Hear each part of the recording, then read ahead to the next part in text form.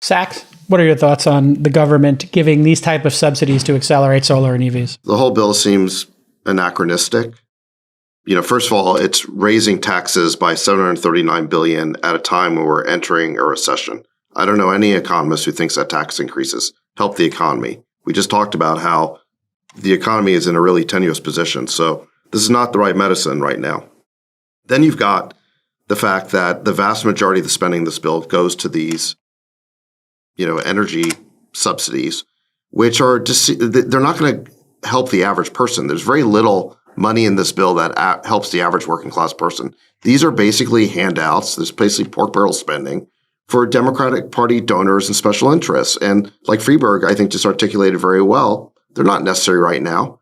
What's driving demand for electric vehicles and solar panels and so on is, first of all, the products just keep getting better and better. And second, they keep moving down the cost curve. As technology and innovation gets better, these products get cheaper. That's what's fundamentally driving the demand. We don't need the government now. Again, you don't feel we need to accelerate it. In an anachronistic way to shovel out all this money at a time we can't afford it.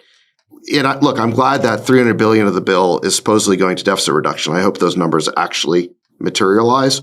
But we're still $30 trillion in debt. And now that interest rates have gone from basically 0 to around 3%, the imputed debt service on our debt's basically has increased by almost $1 trillion. That is a lot of money. So just like somebody who had a variable mortgage, the United States is on a variable mortgage with our debt. And so when interest rates go up, we're going to have to pay more interest. So if interest rates stay at this, call it 3% level, which is roughly where the 10-year T-bill's been, bouncing around at, that is a lot of debt service, $1 trillion a year of debt service. So I think we're probably entering an overall era of austerity that lasts more than just this year or even this presidency.